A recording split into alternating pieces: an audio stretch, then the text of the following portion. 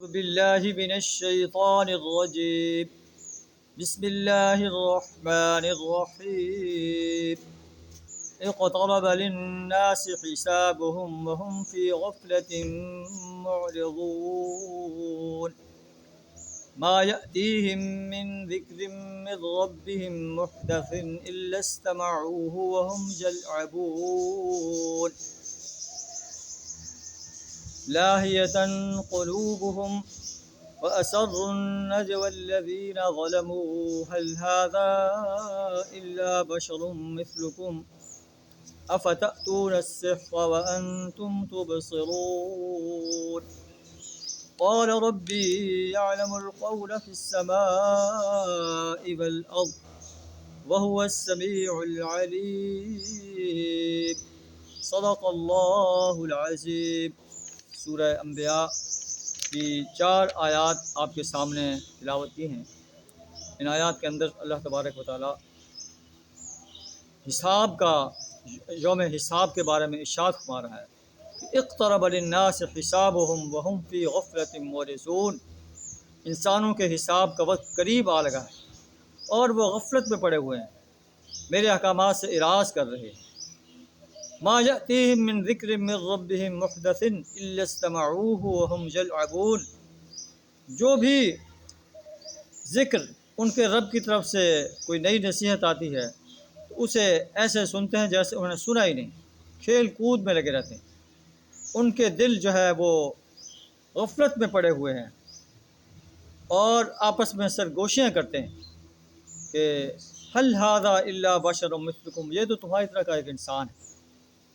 کیا تم افتاتون السحر وانتم تبصرون، کیا تم آنکھوں دیکھتے جادو کے پھندے میں پھنس جاؤ گے؟ تو نبی صلی اللہ علیہ وسلم جب کفار مکہ کی ان باتوں کو سنتے تھے تو آپ کو کتنا جو ہے رنج پہنچتا ہوگا کہ میں تو ان کی فلاح کے لیے کوشاں ہوں، ان کی خیر خواہی کر رہا ہوں، ان کو جہنم کی آگ سے بچانے کی کوشش کر رہا ہوں، اور یہ میرے بارے میں یہ باتیں کر رہے ہیں. تو قال ربی یعلم القول، رسول اللہ صلی اللہ علیہ وسلم نے کہا میرا رب ہر اس بات کو جانتا ہے، فی السماء والارض، جو آسمان و زمین میں ہے، زمین و آسمان میں جو بات بھی کی جائے اللہ اسے جانتا ہے. وہو السمیع العلیم، اور وہ سننے والا اور جاننے والا ہے. اللہ کے رسول صلی اللہ علیہ وسلم نے فرمایا کہ یہ جو قیامت کے بارے میں سوال کرتے ہیں کہ قیامت کب قائم ہوگی، تو اللہ فرماتے ہیں اقترب للناس حسابهم، انسانوں کے حساب کا وقت قریب آ لگا ہے اور وہ غفلت میں پڑے ہوئے ہیں اور اللہ کے قرآن سے اعراض کر رہے ہیں، نبی صلی اللہ علیہ وسلم کی نصیحت سے اعراض کر رہے ہیں. نبی صلی اللہ علیہ وسلم بعثت انا والساعۃ کہاتین، نبی صلی اللہ علیہ وسلم نے 2 انگلیاں اپنی کھڑی کر کے فرمایا کہ میں اور قیامت ایسے جو ہے اٹھائے گئے ہیں، یعنی میرے بعد قیامت ہے اور کوئی نبی نہیں آنا. اس کا مطلب ہے قیامت قریب آ چکی ہے. تو انسانوں کو چاہیے قیامت کی تیاری شروع کر دیں، یوم حساب کی تیاری شروع کر دیں، اللہ سے ہر وقت جو ہے آسان حساب کی درخواست کرتے رہیں.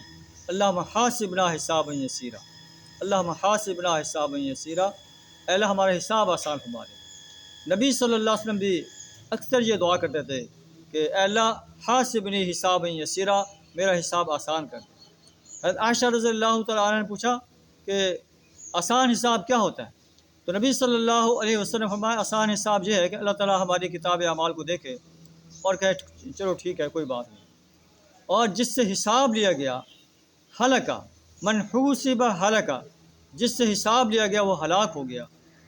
حضرت عائشہ رضی اللہ تعالیٰ عنہ عرض کرتی ہیں وانت یا رسول اللہ، اے اللہ کے رسول صلی اللہ علیہ وسلم آپ سے بھی اگر حساب لیا گیا تو آپ بھی ہلاک ہو جائیں گے؟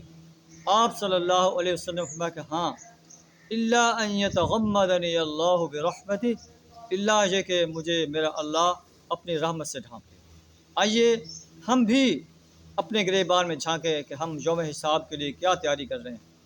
ہم نے جو ہے توحید و رسالت اور یوم حساب کو جو ہے شعور کے ساتھ قبول کیا ہے یا ایسی زبانی جمع خرچ کر رہے ہیں؟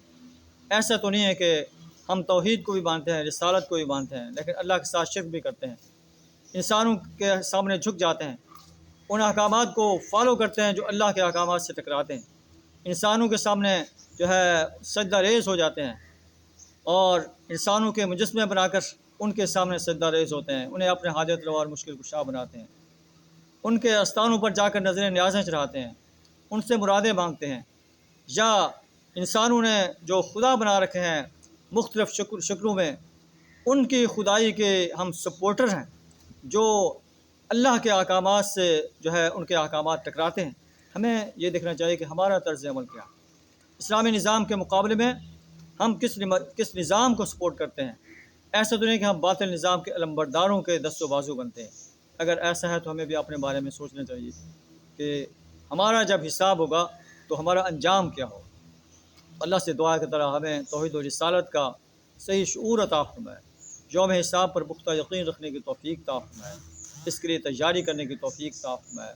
وآخر دعوانا الحمد للہ رب العالمین۔